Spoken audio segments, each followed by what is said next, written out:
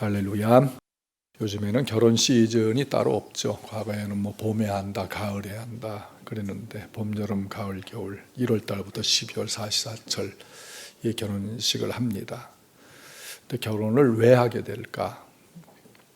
혼자 사는 것보다는 결혼해서 사는 게 더 행복할 것 같아서. 행복할 것 같아서. 그렇게 행복을 원해서 결혼을 많은 사람들을 초대하고 또 많은 비용을 들여서 결혼식을 했잖아요. 근데 이 결혼이 또 불행으로 가는 하나의 단초가 되어질 수도 있어요. 결혼하고 또 이혼을 하고 또 어떤 분들은 재혼을 하고 합니다. 결혼에 관한 전통적 윤리가 우리나라에서도 현저하게 지금 깨어지고 있어요. 무너지고 있죠. 현 상황에서 이혼이 죄다 이렇게 말하는 사람들을 없고요. 서울 대형교회에서 이혼을 죄라고 하면 목사님이 쫓겨난답니다. 사실인지 모르지만은 그렇게 하죠. 또 이혼이 죄냐 그렇지 않은 경우도 성경에서 말씀하고 있기 때문인 거예요. 우리는 이 스타들, 연예인들의 영향력이 상당히 크지 않습니까? 그 연예인들을 필두로 해서 이혼에 관한 경력이 마치 무슨 이 계급장인 양 이렇게 자랑스럽게 TV에 나와서 얘기하는 연예인들도 있어요. 청소년들이 그것을 또 본받을 수도 있다는 거죠. 하나님이 만들어 놓으신 제도, 이 결혼이라고 하는 것은 대단히 성스럽습니다. 또 거룩한 것이고, 이 가정을 이룬다는 설레임, 이런 것들이 있어야 되는데, 요즘에는 현저히 그런 것들, 우리 결혼식에 참여해도 굉장히 짧아요. 굉장히 짧고 8분 만에 끝나는 결혼식도 봤어요. 되게 목사님들이 주례하면 그래도 한 30분은 가지 않습니까? 길게 했느냐 짧느냐 그 문제가 아니고 결혼에 대한 설레임이 현저하게 줄어들었다는 거예요. 1절을 보면은 아내를 맞이한 사람이 있었는데 그 아내에게서 수치되는 일이 발견이 됐어요. 수치되는 일이라고 하는 것은 대단히 부끄러운 일이고 시브리어 표현으로는 벌거벗게 되었다라고 하는 것입니다. 그러니까 여성이 이 아내가 성적인 죄를 진 것입니다. 그래서 남편이 자기 아내가 더럽혀졌다는 것을 사유를 쓰는 거예요. 이혼 사유를 자세하게 써가지고 이혼 증서를 자기 아내한테 줍니다. 그것을 여자의 손에 쥐어줌으로 인해서 이 여자는 친정으로 돌아가게 되어요.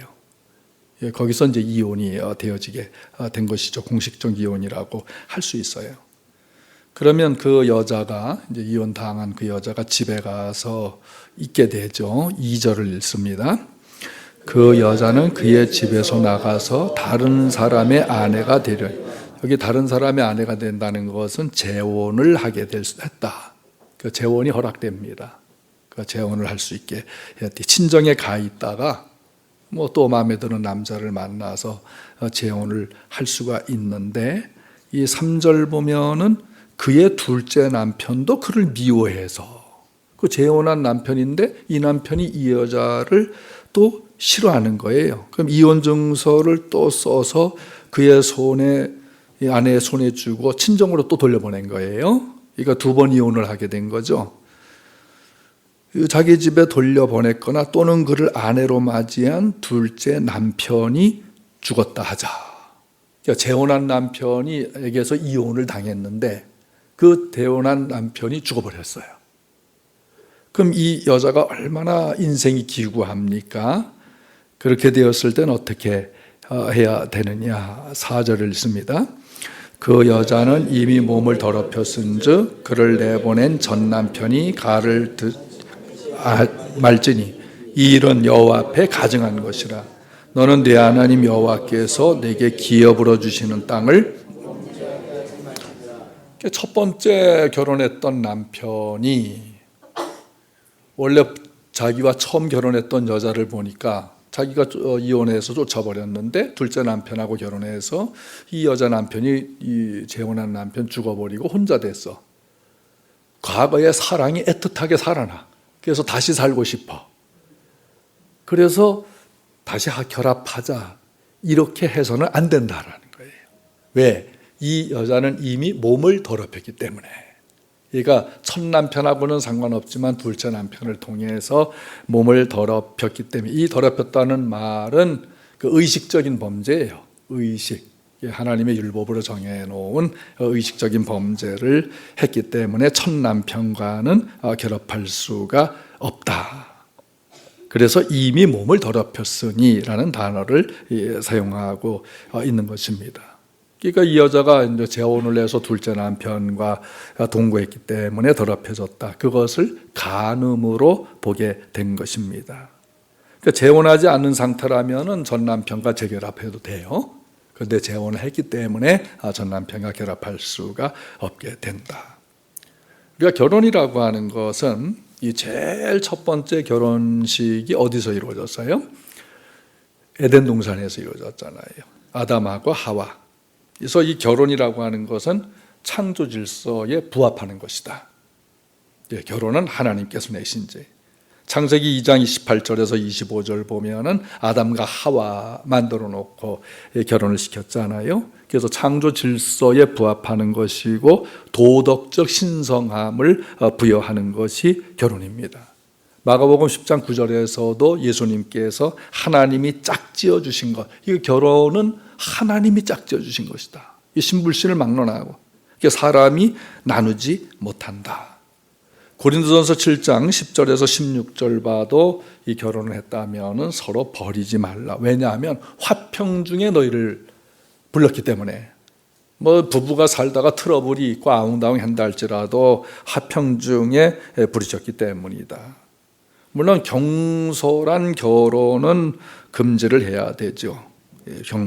재혼하고 나서 남자가 재혼을 할 수 있다 그랬어요. 재혼하고 나서 이 남자 생각이 첫 부인보다 못하네? 이런 생각이 들어요. 조강지처보다 못한다 생각을 들면은 뭐 구약 시대 때는 그냥 이혼 증서 써가지고 나 아내한테 주면은 이혼이 성립됐기 때문에 그렇게 경솔하게 하지 말라. 그래서 결혼관의 바른 의식, 올바른 성윤리를 확립하는 부부 생활이 대제되겠다. 또 마가복음 10장 5절 보면은 유대인들이 와서 물었어요. 예수님께. 모세는 이혼을 말하기를 이혼 증서를 써주면 이혼이 된다고 했다. 이혼이라고 하는 것은 합법적 이 게다도 괜찮은 것이냐 이렇게 질문을 했을 때 예수님께서 그것은 창조 질서에 어긋나는 것인데 너희들 마음이, 이 사람의 마음이 완악하기 때문에 헤어지는 것이다 라고 말씀하셨어요. 그러니까 남편이든 아내든 어느 한쪽이 혹은 둘 다 악하기 때문에 이혼하는 것이다. 저도 뭐 많은 이런 이혼하는 사람들을 이렇게 보고, 심지어는 뭐 목사님들 중에서도 이혼하는 분들 있는 것을 보면은 거의 다가 그래서 남자 책임이 많은 것 같아요. 제가 살펴볼 때 이건 남편들의 책임이 현저하게 이혼 사유가 되는 그런 것들이 많은 것을 봅니다. 근데 예수님 편에서 볼 때는 뭐 그게 아내든 남편든지 일단 인간의 마음이 악하기 때문에, 악함으로 인해서 그렇겠죠. 악하지 않으면 뭐 왜 이혼하겠어요? 그러니까 남자가 더 악하든지 여자가 더 악하든지 아니면 둘 다 악하든지 이게 인간의 완악하기 때문에 이혼을 하게 된다. 그러나 우리 성도들이 결혼의 신성성을 끝까지 지켜야 된다. 이 결혼은 언약식이에요. 하나님 앞에서 또 성도들 앞에서 하객들 양가 부모 앞에서 하는 언약식입니다. 이게 서로 약속을 지키겠다고 하는 의식을 하고 결합을 하는데 이 과거의 주례 선생님들이 꼭 그랬죠. 검은 머리가 뭐 될 때까지요? 팥불이 될 때까지. 요즘은 뭐 염색을 해서 팥불이 같이 되는 거 못 보는데 뭐 검은 머리가 팥불이, 그러니까 끝까지 가라 이거죠. 끝까지 팥불이 될 때까지. 우리 임원한 집사님 팥불이 되셨네. 아주 멋있잖아요. 음악가 같으시고. 이게 멋있어요. 서로 약속을 지키겠다고 하는 이런 의식을 가지고 검은 머리에 파뿌려 또는 죽음이 우리를 갈라놓을 때까지. 그러니까 죽기까지 사랑하라. 왜? 예수님께서 교회의 신랑이 되셔서 교회를 위하여 죽기까지 사랑하지. 그게 에베소서 5장에 나타난 부부관계예요. 그게 죽음이 갈라놓을 때까지 이 사랑해라. 근데 결혼한 부부의 유형을 보면은 결혼 생활이 불행해서 이혼하는 부부 있어요. 이게 결혼했더니 너무 불행해진 거예요. 그럼 이혼할 수밖에 없죠. 근데 불행하지만은 이혼하지 않고 결혼을 유지하는 부부가 있어요. 참는 거죠. 마음으로는 이미 이혼했어. 그런데 참을 수밖에 없어요. 또 행복하게 사는 부부들이 있어요. 그냥 마냥 좋아서 행복하게. 또 신앙 문제, 종교적인 문제로 이혼하는 부부도 있습니다. 바울 사도는 고린도전서 7장에서 이 불신자와 결혼할 수도 있다. 믿는 한쪽이 믿지 않는 배우자를 전도해서 구원받게 할 줄 어찌 알겠느냐. 그래서 불신자와도 결혼한 사람은 헤어지지 말아라 라고 말씀하고 있어요. 이전에 어떤 분이 남편을 아무리 전도해도 안 되는 거예요. 이 심장이 돌 같아가지고 아무리 전도해도. 근데 아마 결혼 전에 약속을 했나 봐요. 결혼해주면 교회 가겠다. 예수 믿겠다. 되게 남자들 그러잖아요. 여성들 속으면 안 돼요. 그냥 10년, 20년을 전도해도 안 되니까 이 성도님이 마지막 카드를 내려서 그럼 헤어지자. 예수 믿고 교회 가든지 아니면 헤어지든지. 그러니까 이 남편이 겁이 나가지고 교회를 나와 예배를 했더라고요. 제가 잘 아는 분들이 예배를 해요. 그런데 어느 한 성도님은 이 남편이 진짜 헤어졌어요. 이 믿는 아내가 헤어지지 않으니까 진짜 헤어졌어요. 헤어져서 한참을 이제 살았는데 최근에 한 3, 4년 된 것 같아요. 이 남편이 아내한테 손을 들은 거예요. 내가 예수 믿겠다. 교회 가겠다. 그래가지고 다시 들어왔어요. 지금 합해서 다시 사십니다. 신앙생활 지금 잘하고 있어요. 제가 다 아는 분들이. 오늘 믿지 않는 남편들에 가서 한번 써보세요. 근데 제가 책임을 안 지겠어요. 그러나 우리가 전도할 때는 때로는 우리 극단적인 좀 어떤 이 악함이 없는 마음에 정말 사랑하는 마음으로서 그 표현도 필요해요. 제가 지난주 우리 이영서 장로님 장인 어르신 교회 오셔서 예배하는데 깜짝 놀랐어요. 아니 저 아버님이 어떻게 오셨나 했더니 이 장로님이 그러셨대요. 예수 안 믿으시려면 나가시라고. 딸네 집에 가시든지 아들 집에 가시든지. 예. 근데 장로님은 얼마나 효도를 잘하시는지 몰라요. 바람도 자주 쐬어드리고 이렇게. 그러니까 아버님이 나오는데 교회 오니까 참 좋더라. 예, 이렇게 말씀을.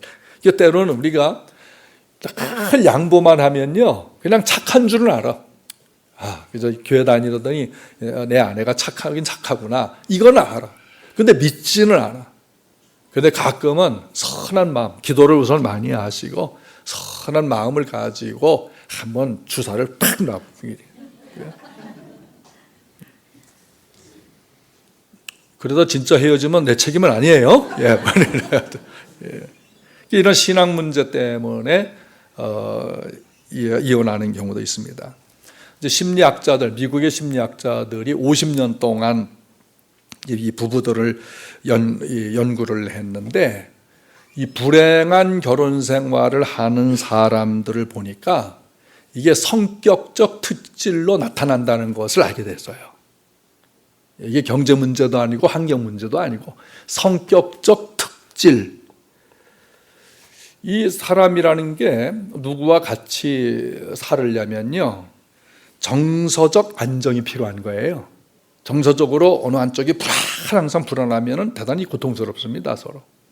그런데 이 불행한 가정에 사는 사람들을 보니까 정서적으로 아주 불안한 거예요. 아마 그것이 이전에 자기들 결혼하기 전에 가정에서부터 그렇게 어떤 불안한 가정에서 살았겠죠. 예, 부부에게서 그 영향을 받았다. 하여튼 정서적으로 안정이 없고 친화성이 없어요. 보통 원만성이라 그러죠. 성격이 원만하지가 않더라. 그리고 성실하지가 않더라. 되게 여성들 같은 경우는 성실한 남자 좋아하잖아요.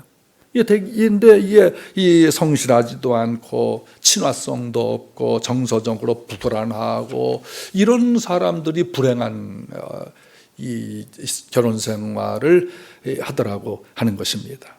그런데요, 결혼 생활이 불행하다고 해서 모든 사람이 이혼하는 것은 결코 아니에요. 참고 사는 겁니다. 내가 참아야지. 누구 때문에 참아요? 되게 아이들 때문에 참습니다. 애들 때문에라도 내가 참아야 되겠다. 또 생계 문제 때문에 남편이 직장에 있고 아내가 돈을 벌지 못할 때에 어떻게 되겠어요? 이게 생존의 문제 때문에 끝까지 참으면서 함께하고, 또 남편이 못된 줄은 알지만 아유 저 남자 내가 구제해 주지 않으면 어떻게 사나 불쌍히 여겨가지고 불쌍히 여겨서 저 나라도 살아줘야지 누가 감당하겠어 하면서 끝까지 가는. 또 부모님을 생각해서, 양가 부모님들을 생각해서 내가 이 가정 잘못되면 부모님들이 얼마나 슬퍼할까 마음 아파할까. 그래서 말도 못하고 그냥 참고 그냥 사는 거예요. 그 외에도 참는 이유가 여러 가지가 있겠지만 대표적인 것으로서 이런 문제로 참는 겁니다. 근데 이 학자들이 이제 50년 동안을 통계를 내면서 쭉 연구를 해보니까 아까 이 통제력 또는 안정성 이런 것들을 말씀드렸지만은 그 남자의 경우에는 자기 통제력이 현저하게 낮은 사람들이 불행한 가정을 만든다는 거예요. 자기 통제력이 그러니까 절제력이 없다는 거죠. 욱하려, 욱. 사실은 남자든 여자든 욱하는 성격이 화잘내는 거예요. 자기에게 마음에 안 드는 말을 하면 바로 탁 공격하는 이런 사람들이 가정을 원만하게 이끌지 못한다라는 통계를 했습니다. 그러니까 우리가 불끈하는 것, 욱하는 성격, 이거 완화시켜야 돼요. 예수님을 믿으면은 온유하고 부드러운 마음으로 변화받아야 됩니다. 그래서 이 예수님 믿는다는 것은 놀라운 통제력의 은혜를 받는 거예요. 그 성령이 우리를 통제시켜 주잖아요. 절제시켜 주잖아요. 또 인내하게 하시고 그것을 사랑으로 가게 하시는 것입니다. 여자의 경우는 어떤 여성이 불행한 가정을 주로 만드는가? 신경증이 높은 사람. 그러니까 신경질을 잘 내는 사람. 아니 어느 남자가 신경질 안 내는 여자 좋아하겠어요? 어떤 여자가 통제력 없고 욱하는 이런 남자를 좋아하겠어요? 그러니까 이 신경질 잘 내는 여자하고 욱하는 남자하고 만났을 때 어떻게 되겠어요? 맨날 불꽃 튀겠죠. 이건 걷잡을 수 없지 매일 싸울 수밖에 없겠죠. 어느 한쪽이 좀 온화하면은 참아나갈 수가 있는데, 그래서 여성은 신경성이 높은 사람, 남자는 통제력이 낮은 사람들이 불행한 결혼 생활을 하더라고 하는 것입니다.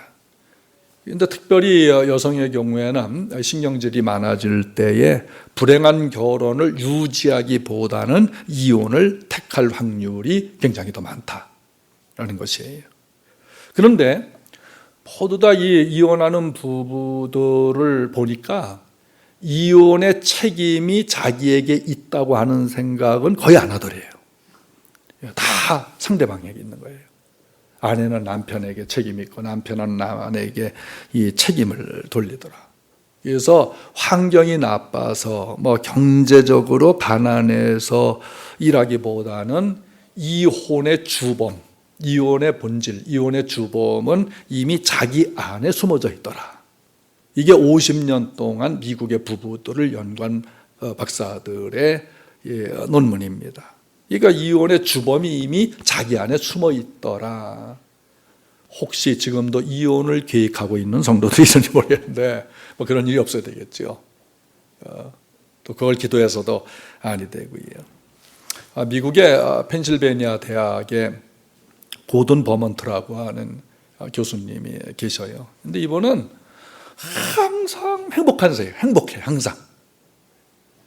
뭐 아내와 뭐 손도 잡고 늘 행복하게.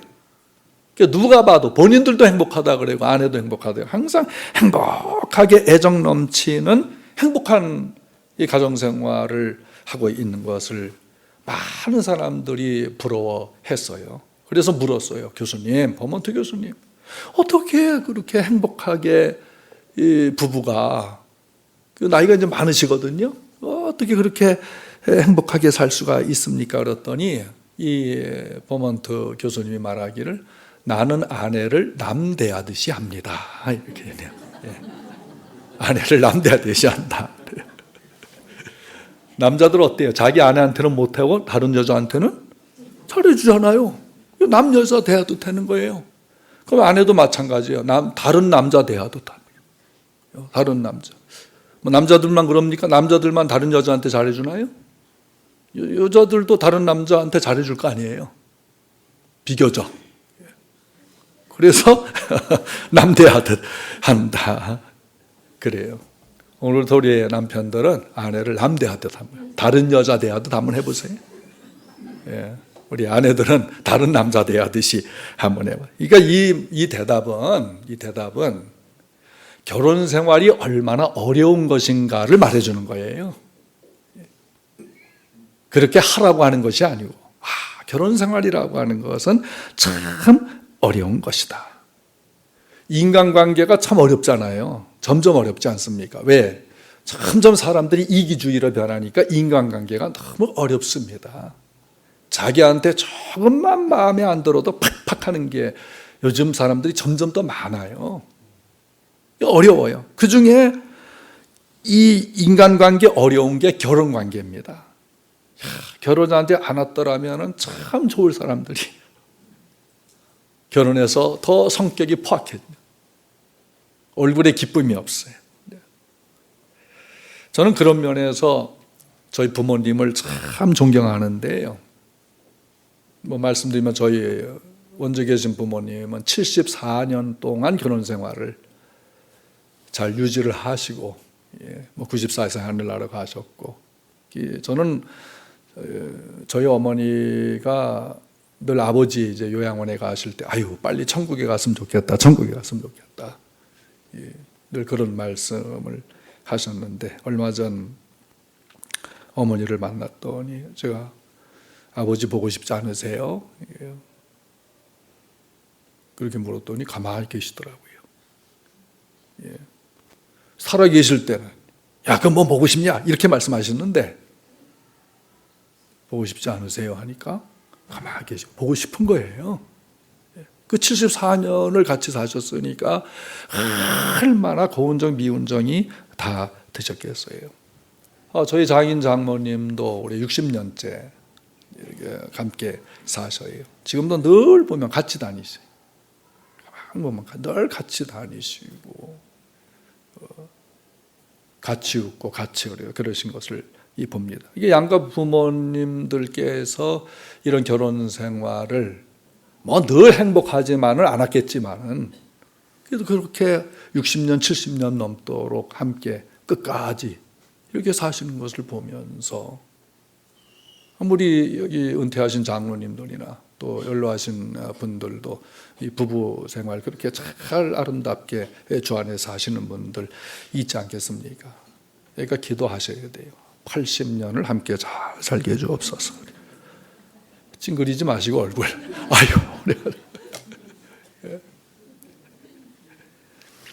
결혼은 하나님이 짝져준 거예요. 그럼 이혼이라고 하는 것은 어떤 경우든 할 수가 없는 것인가라고 하는 겁니다. 우리 한국의 이혼 사유가 있습니다. 한국의 이혼 사유 중에 가장 많은 것이 남편의 외도예요. 간음입니다. 요즘에 뭐 간통죄가 없어졌죠. 그래서 24%가 외도 문제, 성격 차이는 22%, 학대 폭력 12%, 성격 차이 28%. 근데 이게 이제 점점 요즘에는 가장 많은 게 성격 차이예요. 그런데 성격이 같은 줄 알고 결혼했어요? 다른 줄 알고도 결혼했어요?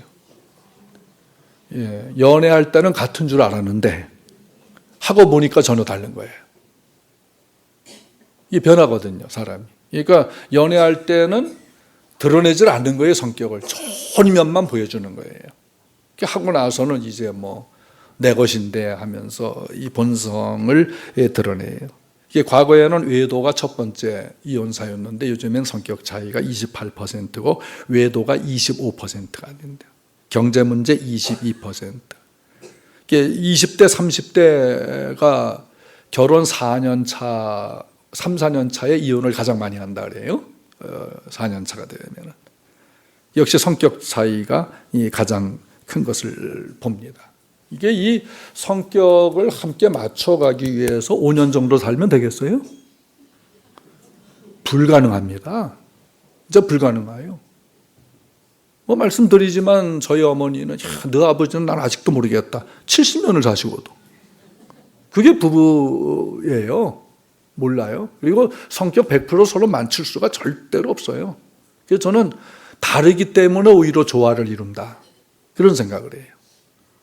내가 없는 것 당신이 갖고 있고 당신이 없는 것 내가 갖고 있으니까 그게 합쳐지면 더 이 조화를 이룬다라고 하는 것입니다. 근데 40대, 50대가 이혼하는 경우는 경제 문제가 제일 컸어요. 생활고. 또 가정에 충실하냐 이 문제. 되게 이 남편들이 가정에 충실하지 않을 때 40, 50대 여성들은 이혼을 담대하게 결정을 해요. 그럼 황혼 이혼하는 분들 있잖아요. 연세가 이제 70 넘으셔가지고 황혼 이혼하는 분들의 첫 번째 사유는 경제 문제였어요. 재산을 분할해 달라. 그러니까 가정이 궁핍해서 황혼 이혼하는 것이 아니고 이 남편 이름으로 된 재산을 이제 분할해 달라. 나도 내 마음대로 돈 쓰고 싶다. 되게 옛날 할아버지들은 자기가 다 살림했잖아요. 돈 꾸겨놓고 아내한테는 조금 주고 막걸리는 자기 혼자 막 친구들한테는 막 퍼쓰고 이렇게 했을 때에 이제 나이 많으신 어머니들이 너무 억울하거든요. 자식들 키우느라고 고생하고 나이 늙어서도 돈 만지지 못하고 하니까 재산 분할해라. 땅, 논 팔아서 분할해라. 그래서 황혼 이혼이 많은데 의외로 강원도가 황혼 이혼이 굉장히 많습니다. 산을 많이 갖고 있나 봐요. 그래서 재산 분할 문제가 있어요.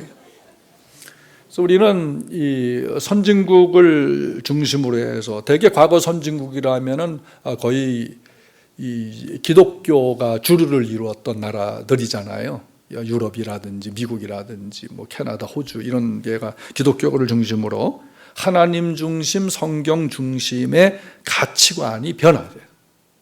그래서 결혼을 하더라도 하나님 중심, 성경 중심이었어요. 꼭 목사님 아니면 신부님이 주례를 하는 거예요. 하나님의 말씀에 대한 가치관을 결혼하는데 확실하게 집어 넣어주는 것을. 근데 이제는 인간 중심의 가치관으로 결혼이 점점 변질되어져 가고 있는 것을 봅니다. 그러니 사람이 변절되기가 대단히 쉬운 거예요.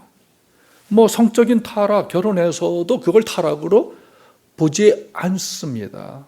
요즘 스와핑 결혼이 있잖아요. 남편과 아내를 서로 바꿔 사는 거예요. 우리나라에도 들어왔어요.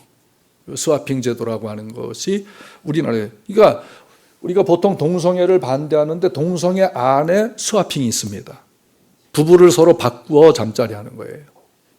그러니까 이 동성애법을 왜 반대냐? 뭐 남자가 남자 결혼하고 여자가 여자 결혼하는 거는 그 동성애의 하나의 주류지만은 이런 스와핑을 비롯한 젠더, 뭐 이 트랜스젠더 이 성을 바꾸는 문제에서부터 시작을 해가지고 요즘에 우리나라 어느 청년이 인터넷에 아동 성범, 아동 포르노 이걸 올려가지고 미국에서도 그 아이 보내라.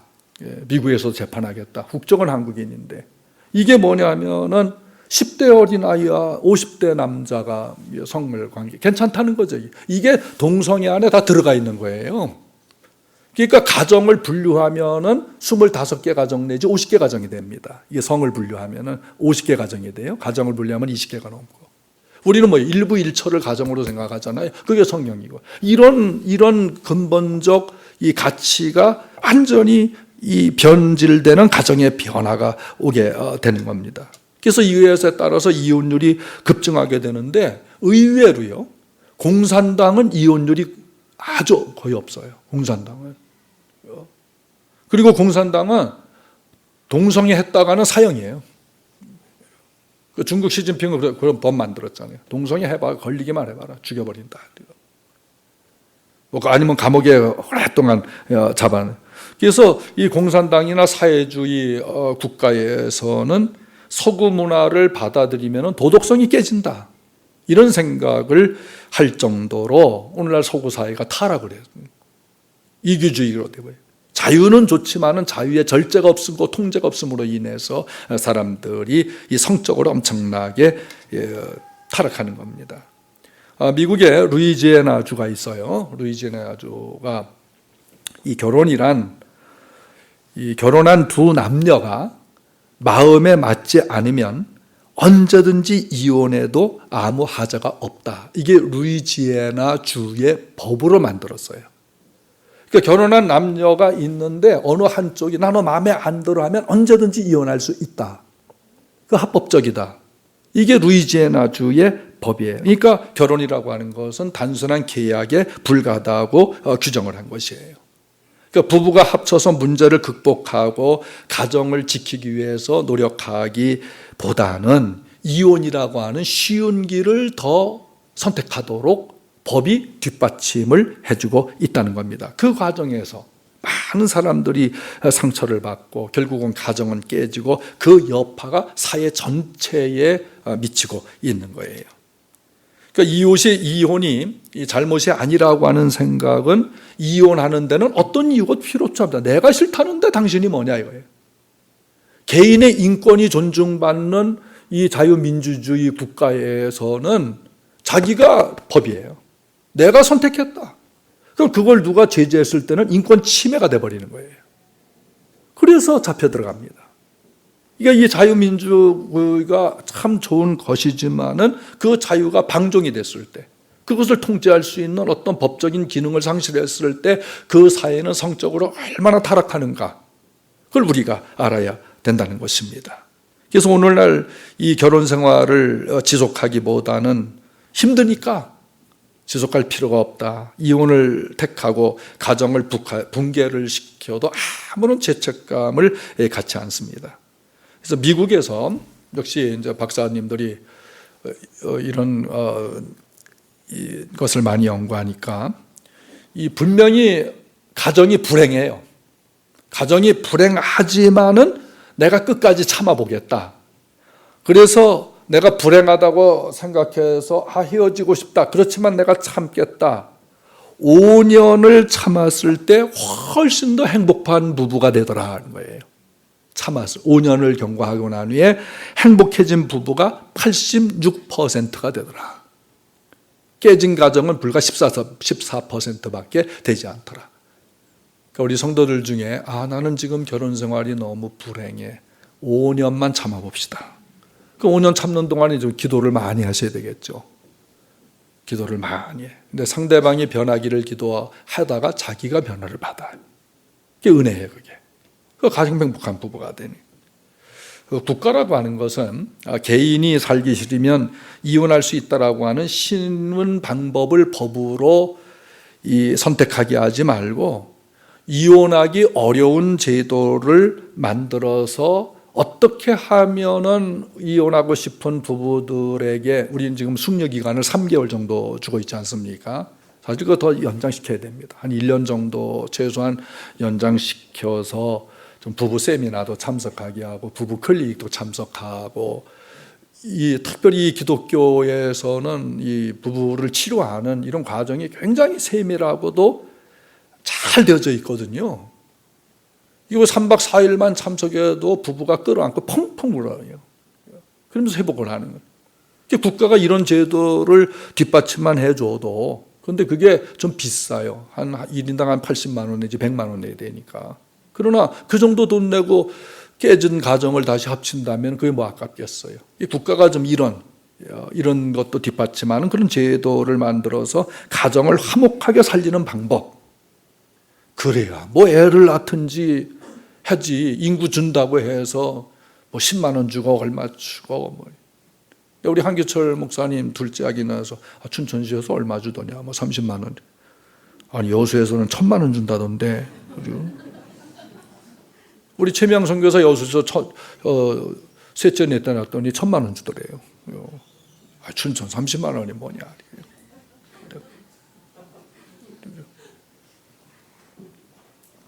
그러니까 국가라고 하는 것은 언제든지 선을 장려하고 악을 제재하는 법을 만들어야 돼요. 그게 로마서 13장에서 나타나는 그게 국가라고 하는 것입니다. 그리고 가정 파탄에 책임이 있는 사람을 제재하고 또 교도시키고 피해를 본 사람을 보호하는 정책이 필요해요. 이게 뭐 법으로 부부가 이혼했을 때 남편은 돈을 벌고 아내가 못 벌고 자녀를 떠맡았을 때에 이 생계비나 교육비를 줘야 되잖아요. 그런데 안 줘도 제재할 게 아니에요. 판사는 줘야 된다고 판결했지만 남편이 안 주는 겁니다. 이걸 어떻게 할 수가 없어요. 안 준다는데 어떻게 하겠어요? 그럼 다시 잡아 넣어야 되잖아요. 그런 게 미흡하다고 하는 거예요.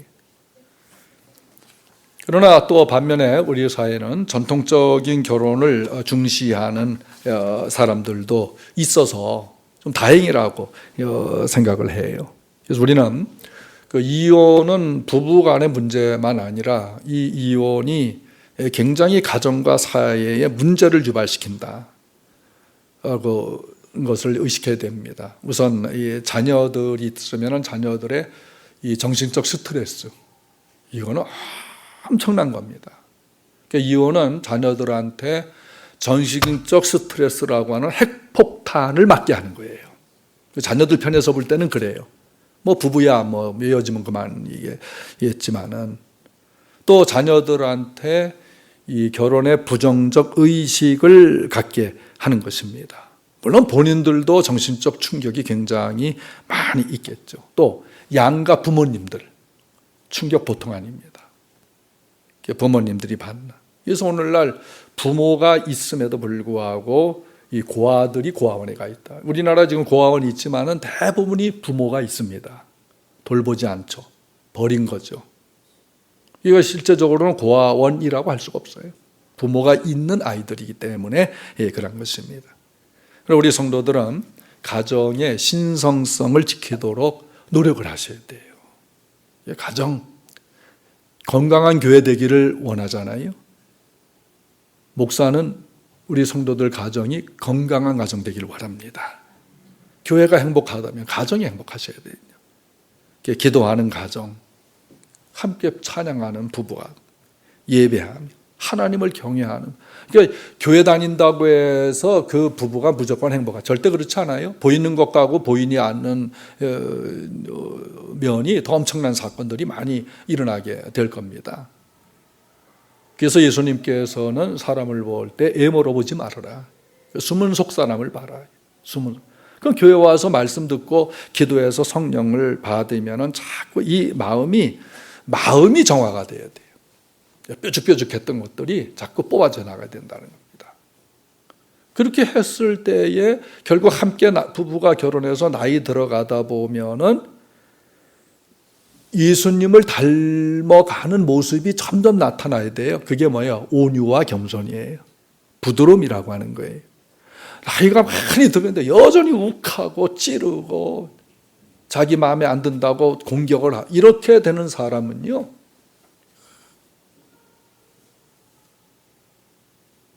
하나님께서 빠따를 치든지 해버려야지. 예. 참 예수 믿으면 세월 가면 좀 좋게 변해야 될 거 아니에요. 2019년 거의 다 가는데 내가 그래도 18년도보다 올해도 내 성격이 더 주님 닮아갔어. 스스로도 느끼고 좀 저는 느껴야 될 거 아니에요. 더 악해졌어.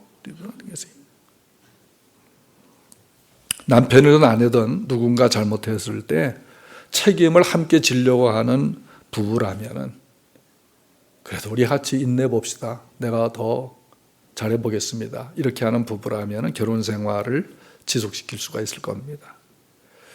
이혼 금지 이유는 부득불 이혼할 수밖에 없는 경우도 있다는 것을 성경은 가르쳐주고 있어요. 뭐 이건 할 수 없이 이혼해야 되겠다. 저도 뭐 어떤 분들 가정생활 참 저 아내 대단하다. 내가 여자였다면 벌써 차버렸을 거다. 이런 사람도 있어요. 말은 못하지만은. 목사가 이혼하라 소리는 못하지만은. 그러나 결혼은 하나님이 만드신 제도다. 일부 일처 제도다. 만약에 일부 일처가 아니고 일부 무슬림들처럼 일부 다처라면은 왜 하나님께서 남자 아담 만들고 내가 독차하는 것이 좋지 못하니 갈비뼈를 뽑아서 여자 한 사람을 만들었겠어요? 갈비뼈 10개를 뽑아서 10 여자 만들어 가지고 일부 다처 만드시지.